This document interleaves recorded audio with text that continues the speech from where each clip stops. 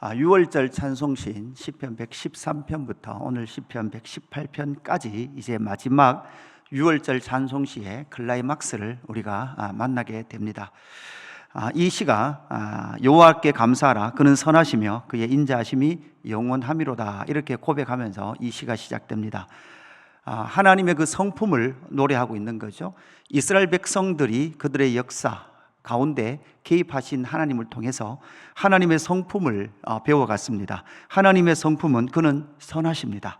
그리고 그분은 인자하십니다. 그리고 그 선하심과 인자하심이 영원하다라고 그렇게 시인은 고백하고 있는 거죠. 역사 가운데 나타나셔서 일하셨던 그 하나님 또한 이스라엘 백성들 개개인의 인생 가운데 찾아오셔서 일하셨던 그 하나님의 성품을 시인은 선하시고 인자하시다. 그리고 그 선하심과 인자하심은 나의 인생에 비추어 봤을 뿐만 아니라 온 이스라엘 백성들의 역사에 비추어 봐도 그분의 선하심과 인자하심은 영원하다라는 것을 이 시인은 지금 고백하고 있는 거죠. 그러면서 이 시가 시편 113편부터 시편 118편까지 이어지면서 이 시에서 나타나는 이 대상이 고백하고 있는 자들이 18절 2절에 보니까 이제 이스라엘은 이렇게 했죠. 3절에 이제 아론의 집은 이렇게 말했습니다. 4절에 이제 여호와를 경외하는 자는, 이게 이 시편 113편부터 118편까지 동일하게 나오는 고백이거든요. 그러니까 이스라엘은 말하기를 이렇게 돼 있고, 아론의 집은 여러분 특징이 무엇입니까? 제사장입니다. 그러니까 여러분 여기에서 결국 여호와를 경외하는 자로 또다시 어떻게 됩니까? 확장되거든요. 그러니까 여러분 여기서 우리가 아론의 집은 특별하다, 아론의 집은 특권을 가졌다라고 해석을 해서는 안 됩니다. 여러분 이것이 이스라엘의 타락이 거기에서 일어납니다. 아론의 집은 특별하다, 제사장은 특별하다. 여러분 특별합니다. 그럼에도 불구하고 모든 이스라엘은, 모든 여호와를 경외하는 집은 하나님께서 왜 그들을 이스라엘 삼으셨습니까? 제사장적 사명을 감당하도록 하시기 위하여서 이스라엘을 삼으셨다라는 의미로서 아론의 집에 여기 나타나는 거예요. 무슨 말인지 이해되십니까? 목사만 특별하다는 게 아니에요. 그죠? 목사만 특별하다는 게 아니고, 하나님께서 하나님의 사람들을 세우신 것은 여러분도 모두 다 목회적 삶을 살아가는 거예요. 거룩한 백성 제사장 나라로 살아가라는 거죠. 이것이 여러분 타락하면 어떻게 됩니까? 제사장들이 자기들의 가문과 자기네 신분과 종교적 특권을 누리기 위해서, 백성들을 착취하기 위해서 제사장적 집이라는 내용을 가지고, 아론의 집이라는 것을 가지고 종교적 착취를 이스라엘 백성들에게 서슴없이 행했던 것이 구약 이스라엘 백성들의 역사였다는 것을 기억하셔야 합니다. 이렇게 유월절을 통해서 하나님께서 그 백성들을 구원하심을 통해서 하나님은 일을 하기 시작하셨습니다. 어떤 일을 하기 시작하셨습니까? 하나님의 나라를 이 땅 가운데 세우기를 원하셨죠. 여러분 구원이 최종적 목적이 아닙니다. 출애굽하는 것이 최종적 목적이 아니죠. 애굽에서 나와서 어디까지 가야 합니까? 가나안 땅까지 가야 됩니다. 그 땅에 그냥 들어갔다고 끝난 것도 아니죠. 그 땅에 들어가서 뭘 해야 합니까? 하나님의 나라를 세워야 합니다. 이것이 하나님이 원하시는 최종 목적 지점이었습니다. 그래서 오늘 이 14절부터는 이제 하나님께서 이스라엘 백성들을 인도해 가셔서 최종 목적으로서 하나님의 나라를 세워감에 있어서 그 최종 목적지를 향해 가는 하나님의 나라 백성들이 가져야 될 마음의 자세, 이 자세를 오늘 본문에서 우리는 찾아야 합니다. 그래서 6월절을 통하여 출애굽하고 약속의 땅에 들어가기까지, 그리고 그곳에서 거룩한 백성 제사장 나라가 되기 위해서 그 하나님의 나라 백성들이 가져야 될 마음, 그 마음은 어떤 마음일까요? 그 마음은 결국은 14절에 여호와는 나의 능력과 찬송이시요 나의 구원이 되셨도다라고 고백하고 있는, 바로 하나님의 능력과 하나님의 구원을 신뢰하는 하나님의 나라 백성의 마음이 되어야 합니다. 여호와는 나의 능력과 찬송이시요 또 나의 구원이 되셨도다 이렇게 말씀하고 있죠. 여러분 여기서 나의 능력, 나의 구원 이걸 강조하는 것이 아니죠. 여러분 여기서 능력과 구원은 누가 되어주시는 것이죠? 여호와 하나님이 되어주시는 거예요. 여호와의 능력이에요. 여호와의 구원이에요. 여기서 나의라는 것은 뒤에도 앞에도 나의, 뒤에도 나의라고 나타나는 거죠. 여호와의 능력과 여호와의 구원이 객관적으로 있었던 여호와의 능력이 나에게 효력이 미치기 시작했다는 거예요. 여호와의 구원이 나에게 효력 있게 역사하셨다는 거예요. 나의 능력이 아닙니다. 내 능력이 아니에요. 내 구원도 아니에요. 이건 하나님께서 나에게 부어주신 거예요. 그 모든 근원은 누굽니까? 하나님이십니다. 그렇게 하나님의 능력과 하나님의 구원이 나에게 임했음으로 말미암아 그 백성들, 그 하나님의 능력과 하나님의 구원을 신뢰하는 그 백성들은 어떤 삶으로 나타납니까? 15절에 보니까 의인들의 장막에는 기쁜 소리, 구원의 소리가 있으며 여호와의 오른손이 권능을 베푸시며 여호와의 오른손이 높이 들렸으며 여호와의 오른손이 권능을 베푸시는도다. 계속 뭐가 나옵니까? 오른손 나오죠. 오른손은 여호와 하나님의 능력인 줄로 믿습니다. 그래서 여러분, 우리의 능력으로 사는 게 아니죠. 우리가 아침마다 말씀을 묵상하고 기도하는 이유가 무엇입니까? 오늘 이 하루도 여호와의 능력으로 살기를 원합니다 라는 것을 고백하기 위해서, 그 능력을 덧입기 위해서 우리는 이 아침마다 하나님 앞에 나와서 말씀 듣고 기도하는 줄로 믿습니다. 그 여호와의 능력은 어떤 능력으로 나타나고 있습니까? 17절에 보니까 내가 죽지 않고 살아서 여호와께서 하시는 일을 선포하리로다. 하나님께서 살려놓으신 이유가 있는 거죠.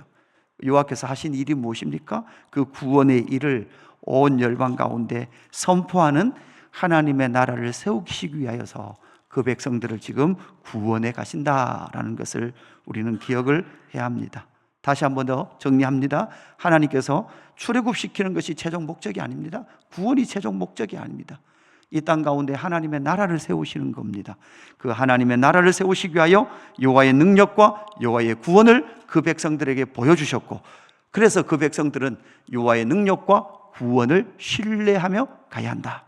두 번째, 그 백성들이 가져야 될 두 번째 마음은 무엇입니까? 18절에 보니까 여호와께서 나를 심히 경책하셨음에도 이렇게 말씀하고 있죠.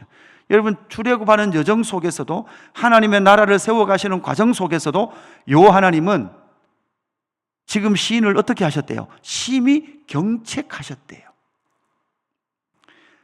경책하셨다는 건 무엇입니까? 책망하시고 매를 대시고 훈계하셨다라는 것이죠. 여러분, 하나님 왜 우리를 경책하시고 훈계하시고 매를 대십니까? 우리와 상관없는 분이라면 하나님은 경책하지 않아야 하실 거예요. 하나님은 우리의 아버지 되시기 때문에 우리가 결코 곁길로 가는 것을 보고 계시지 않습니다. 바울은 고린도 후서 6장에서 이렇게 말을 하죠. 6장 9절 이후에 보면 이렇게 말합니다. 무명한 자 같으나 유명한 자요, 죽은 자 같으나 보라 우리가 살아있고, 징계를 받은 자 같으나, 이렇게 돼 있어요. 징계를 받은 자 같으나. 고린도후서 6장 9절에 징계를 받은 자, 징계를 받다라는 말은 다른 말로 하면 경책을 받은 자 같다는 거죠. 그러나 죽임을 당하지 아니하고, 오늘 본문에도 보시면 이렇게 돼 있죠. 오늘 18절에 여호와께서 나를 심히 경책하셨음에도 어디에는 넘겨지지 않아요? 죽음에는 넘겨지지 않아요. 하나님께서 그 경책, 징계하시며 그 징계의 상황 가운데서도 하나님께서 하시는 일은 무엇입니까? 그리고 이 징계를 통해서 하나님의 백성인 이 시인이 지금 보고 있는 것이 무엇입니까? 여러분, 지금 이 경책 가운데, 징계 가운데서도 지금 이 시인은 19절에 내게 의의 문들이 열릴지어다. 내가 그리로 들어가서 여호와께 감사하리로다. 혼나고 있는데, 징계를 받고 있는데 뭐가 열리는 게 보이는 거예요. 의의 문이 열려요. 16절 이는 여호와의 문이라 의인들이 그리로 들어가리로다. 여러분, 여기서 의의 문, 여호와의 문, 예수님께서 요한복음 10장에서 뭐라고 말씀하셨습니까? 나는 양의 문이다. 나는 생명의 문이다. 22절 건축자가 버린 돌이 집 모퉁이의 머릿돌이 되었다. 여러분, 우리가 마태복음 21장에 이분은 누구셨습니까? 예수 그리스도이셨습니다.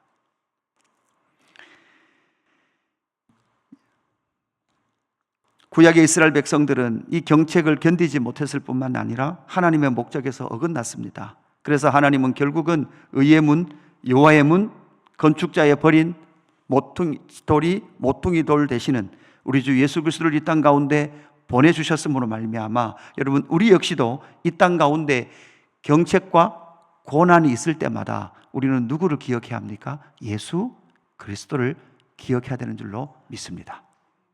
이것이 바로 하나님의 나라를 세워가는 자들, 하나님의 나라를 이루어가는 자들 마음속에 계속해서 있어야 합니다. 그래서 예수님을 생각하지 아니하면 어떤 우리를 다루시는 일 가운데서도 우리는 반드시 넘어지게 되어 있습니다. 우리의 모든 그러한 것들을 쏟아내게 되어 있습니다. 우리에게 경책이 있을 때마다 예수 그리스도를 바라보는 저와 여러분 되기를 주님의 이름으로 축복합니다. 그리고 마지막 하나 무엇입니까? 24절, 이날은 여호와께서 정하신 것이라 이날에 우리가 즐거워하고 기뻐하리로다, 이렇게 말씀하고 있죠. 여호와의 날을 기뻐하고 즐거워하라라는 것이 바로 하나님의 나라를 세워가는 자들의 마음의 상태여야 합니다. 그래서 25절부터 여호와여 구하옵나니 이제 구원하소서, 여호와여 우리가 구하옵나니 이제 형통하게 하소서, 여호와의 이름으로 오는 자가 복이 있으며 우리가 여호와의 집에서 너희를 축복하였도다, 이렇게 나타나고 있죠. 여러분, 여기 너희를 축복하였도다 이렇게 나타나는 이 구절을 통해서 결국은 이스라엘 백성들이 여호와의 집에 거하고 있다, 그리고 그 여호와의 집에 거하고 있는 우리라고 말하는 이스라엘 백성들이 여호와의 집으로 오는 백성들, 사람들에게 뭐 하고 있습니까? 축복하고 있는 거죠. 이것이 정말 하나님께서 원하셨던 그림이었습니다. 하나님의 나라로 여호와의 성전이 있는 곳으로 올라오는 자들을 축복하는 것, 예수 그리스도께 오는 자들을 축복하고 그들에게 여호와의 복이 임하도록 기도하는 사람들이 바로 하나님의 나라 백성들인 줄로 믿습니다. 여러분, 오늘 이 말씀, 그래서 다시 29절에 여호와께 감사하라, 그는 선하시며 그의 인자하심이 영원함이로다. 아멘. 유월절의 노래를 통해서 결국 하나님의 나라 백성들이 이제 클라이막스, 그 노래의 클라이막스, 결국 하나님의 나라, 건축자의 버린 돌이 모퉁이 돌 되게 하신 교회를 세워가는 그 기쁨이, 하나님께서 저와 여러분을 구원하시고 바로 천국, 저 하늘 천국 데려가지 아니하시고 지금 이 시간을 남겨놓으신 이유는, 이 시간을 저와 여러분에게 허락하신 이유는 바로 하나님의 나라를 기쁨으로 세워가기를 원하시는 하나님 아버지의 뜻인 줄로 믿는 저와 여러분 되시기를 주님의 이름으로 축복합니다. 아버지 하나님, 감사합니다. 하나님의 그 인자심과 선하심, 우리가 이 땅을 살아가며 여호와의 능력과 구원을 신뢰하며 살아가는 저희들 되게 하여 주옵소서. 우리가 혹 어그러진 길을 가거나 하나님, 우리가 혹시라도 넘어질지라도 그곳에서 우리를 훈계하시고 경책하시며 가르치시는 하나님 앞에 우리의 마음을 열어드리는 저희들을 되게 하여 주옵소서. 하나님 아버지, 그러한 경책 가운데에서도 의의 문이 열려있는 것을 보게 하여 주시옵소서. 여호와의 문이신 예수 그리스도를 바라보게 하여 주시옵소서. 그리고 건축자의 버린 돌이 집 모퉁이의 머릿돌 대신 예수 그리스도께서 세우신 이 땅 가운데 하나님의 나라인 교회를 세워가는 것에 우리의 기쁨과 감사가 있게 하여 주옵소서.